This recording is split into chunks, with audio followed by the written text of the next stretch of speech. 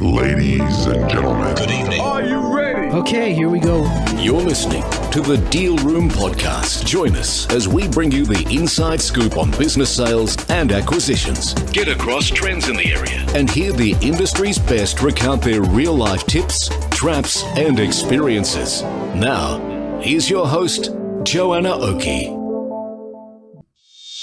Hi, I'm Joanna Oakey, and welcome back to the Deal Room Podcast, a podcast proudly brought to you by commercial legal practice Aspect Legal. Now, today we're speaking with Matthew Newton, General Manager of Bonza Business Brokers, a brokerage that specialises in the Australian small business sector. To say we cover a lot of ground is an understatement. In this episode, part one of this two-part series, you'll hear about the inner workings of a business brokerage in this end of the market, how they work with small business clients, the emotional side of a deal, and the roadblocks for buyers and sellers that can arise during business sales. Without further ado, here we go with the Deal Room Podcast. I just want to say a huge thank you for joining me here on the Deal Room Podcast. Ah, welcome. Thank you. Excited. Yeah. Do you know what? I am so excited. I was so excited and am excited about having this discussion with you for quite a few reasons. The first one is I think you guys are truly innovative in this sector. There's a lot of people that are truly innovative in this sector. And like you guys, I think A, truly innovative, and then B, smashing it. Like you're just doing such a good job. But the second thing is I feel like culturally and ideologically in terms of our approach, the approach of Bonza and the approach of Aspect Legal, we're so aligned. 100%. There's just so many, I just think there's some gold in the concepts of the way you approach things. And as I say, I really feel like it, when we talk, it really resonates with me constantly that we are approaching this market in very similar ways, and also coming from the same value perspective. Like we're both driven, Bonza and Aspect, we're really driven by wanting to create understanding how important this space is for our buyers and sellers, and just really wanting to create products that fundamentally help move these deals along. So that's what I see, and that's what I'm so excited to dig into.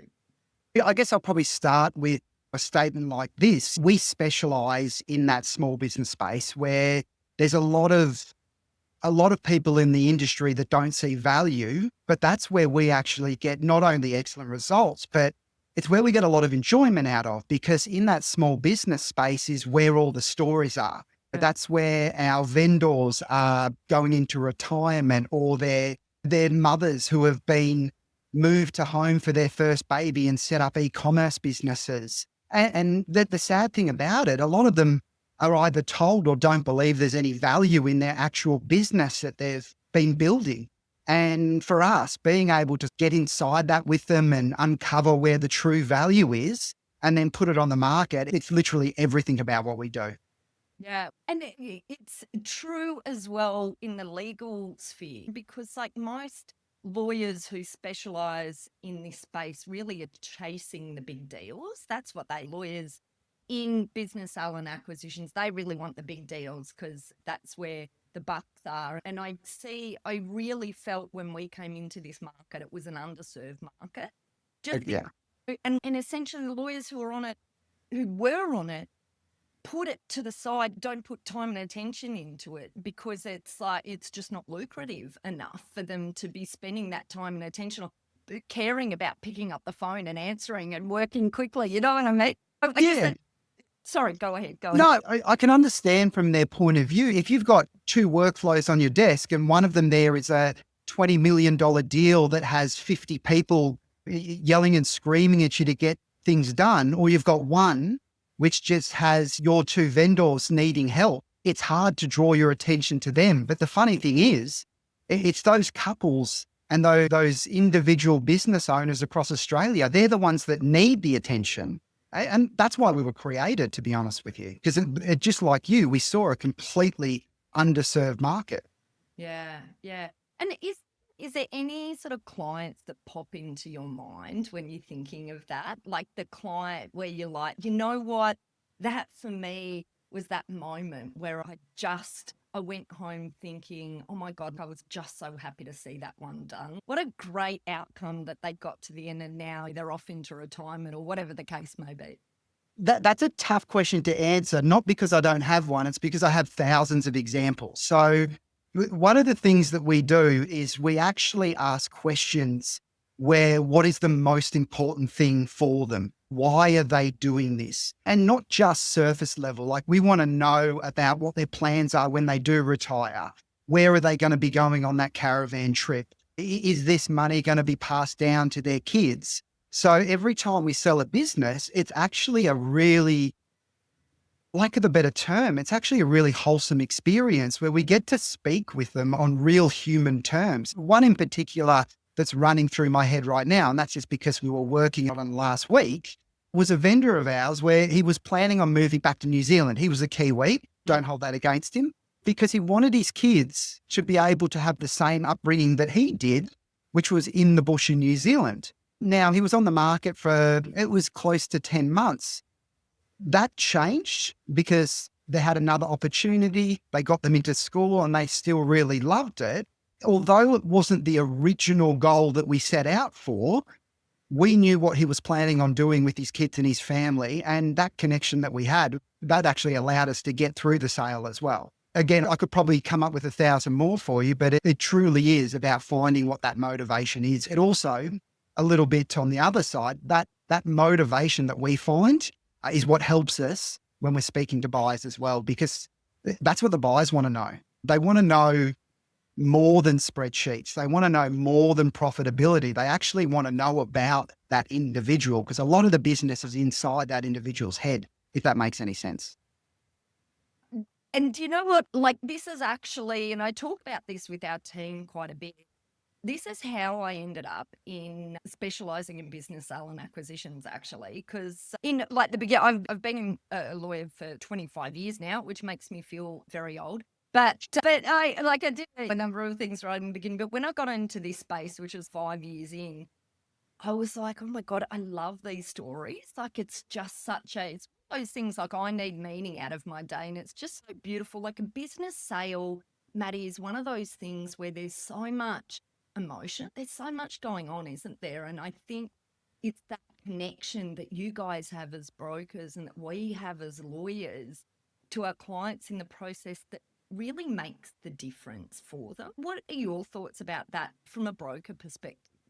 Yeah. So the people that we deal with, they're working in these businesses. They're working in them 40, 50 hours a week, and they have done for some with 30 years tops, right? And so I might even shift it a little bit. A lot of the conversations we have when they go to market, got to get out, got to retire, got to move on, all of these sorts of things. And we come to settlement day, and some of the conversations I have with them start to be more what's happening next in your life. And they're like, I don't know what to do now.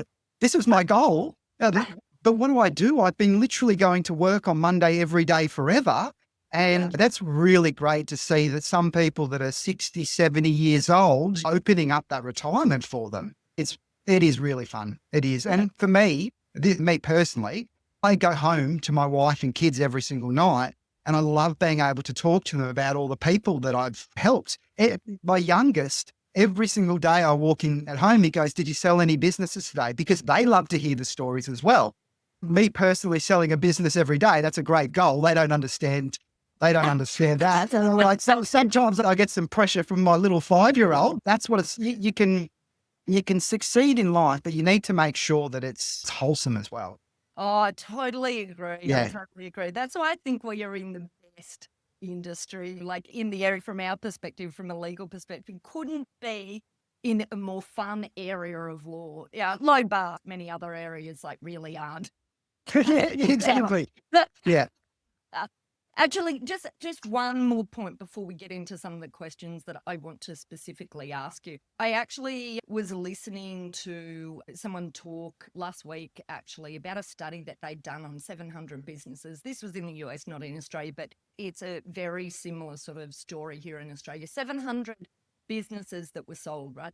And they looked at the how the business owners dealt with that progression into Yep. retirement post sale or whatever that was post sale. And super interesting that it's a big moment of change for business owners, and that many business owners, they said, like the majority of business owners that struggled post sale struggled because they didn't have a clear plan for what their life involved afterwards and what they'd be doing with their time. So maybe it's something that we should all be thinking about as well. How do we help them sow those seeds early on? But also, it's a warning, isn't it? Because when we get close to sale, we sometimes see little road bumps appear. And sometimes I think that's an example of the emotion that the business owner is dealing with in seeing their business baby Yep. that they've nursed all these years suddenly potentially in someone else's hands, and then moving into the new phase. Do you ever have any sort of discussions with your team about how you deal with the emotion of a business seller as they go through this process? Absolutely. We draw on all of our processes and we base it around that initial sort of inspiration of our vendors going to market, because you can lose sight of it very quickly. They can lose sight of it very quickly. If there's a couple, let's say, not ideal buyers that might come into the mix, there might be a dip in sales, or after years of having a dip in sales, suddenly there's a huge ramp up. So having those conversations throughout is really important for them. When we get to the deal time, though, we have a little bit of an analogy that kind of helps wrap around the entire road to settlement. And what we speak to our vendors about is we say there's actually 3 bottles of champagne we need to use to celebrate until settlement. Once we get a deal negotiated, we quantify it as it's just one of those tiny little bottles of champagne. So we're going to pop it today and we're going to have a little drink, but it's not time yet. Then the next time is where we actually have the good bottle of mum. And that is when we're going to have a contract signed and we're going to have a deposit in place. But we still hold back that sort of mental celebration, because you know better than anyone, if the vendor checks out during that due diligence stage, the chance of the deal completing is harder. Yeah. And then we get them to visualize settlement date is when we're on the podium at the Grand Prix. And that's when we have that real giant big bottle. That's when we're actually going to celebrate. We find that sort of thinking allows them to take the wins when they happen without throwing in the entire towel and basically mentally clocking out before the deal's actually done. Love it. That is such a great, I love that you use like all of that imagery as well. What a great idea. Fantastic. And who doesn't like a small or a larger bottle of champagne? Of course. Cool. Okay. So you mentioned one thing, their road to settlement. I want to come back to that in just a moment, because let's just step back first now and go bigger picture, talking about what you guys see as the difference between larger sales and smaller sales here, business sales in the Australian environment. We talked before about there being this sort of different from the perspective of brokers and lawyers. And what does it mean to you guys? What's your perspective in that area? Yeah, if maybe to answer that, if I just take a backward step for a second, and if you think about the business sale industry in Australia, rules of the industry and how it operates has been designed and built around these really large transactions. And what we noticed is those same rules and ideologies were just simply forced down to the small business sale market, and they don't apply. From a tangible sort of reason to talk about, these bigger companies that are selling for $20 million, they've got teams of people inside them. They've got hundreds of computing systems. They've got multiple accountants. So that system that's been built for the sale process has been built thinking that you can access that. Whereas in the small business market, they don't have 20 accountants on hand. They don't have 400 staff. They don't have all of that there.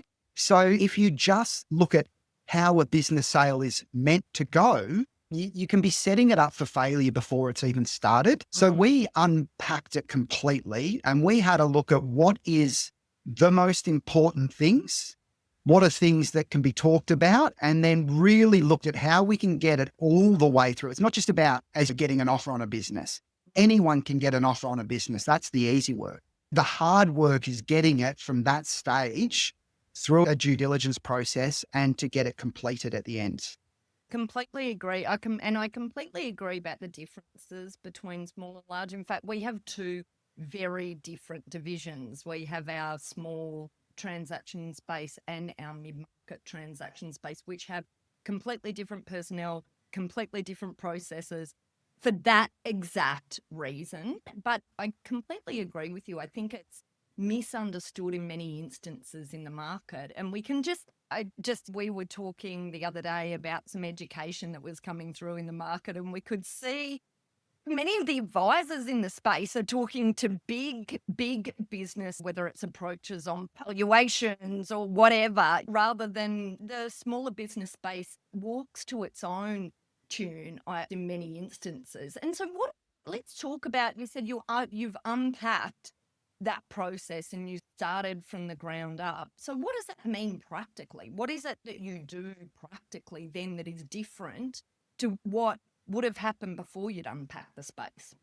Yeah, I guess if you look at how we operate we're a teams-based brokerage. That's what we coin it as. And what that means is our brokers, they exist in our company purely to put deals together. They are there to speak with buyers, speak with sellers, and complete the sale. They're not marketing, they're not advertising, and more importantly, they're not on the ground trying to constantly get new listings to make sure that they've got a folio that they can sell. Their folio is there for them to focus purely on deals. We've then separated all of the administration into a different department, similar to you, and their skills are creative, they're marketing, advertising, they're IT specialists, finance specialists. And then we have a listings team as well, and they're there to educate people. And some of our vendors, we've been speaking with them for 5+ years. So they're there to talk to them over that time. What do they need to do to get to market? What are the things that they need to consider? And separating them into those different disciplines means that we can be a lot more efficient at what we do. So that's practicality to get to market. And then we also, once they're on the market, understanding what a deal requires to get sold is what we've coined the road to settlement, so to speak. Your perfect entree into that. Segue. I did want to talk about the road to settlement because, by the way, what a catchy title is that? And I believe you guys came up with that. I not just believe, I know you guys came up with that even before ChatGPT became the thing that we all turn to for catchy titles, right? Yep. Talk to us about road to settlement, Maddie. Okay. Road to settlements, it's a bit of a systemized ideology from once we're at terms agreed. Now, what we noticed in business sales that the market showed us that probably only 20 to 30% of deals completed sales. So that's from when they had the offer. And we noticed that a lot of that was because this forced large sale mentality trying to push through into a small business sale, which just meant it didn't work. But we also know as well, in these small business spaces, the cost to the owners of the business is very important.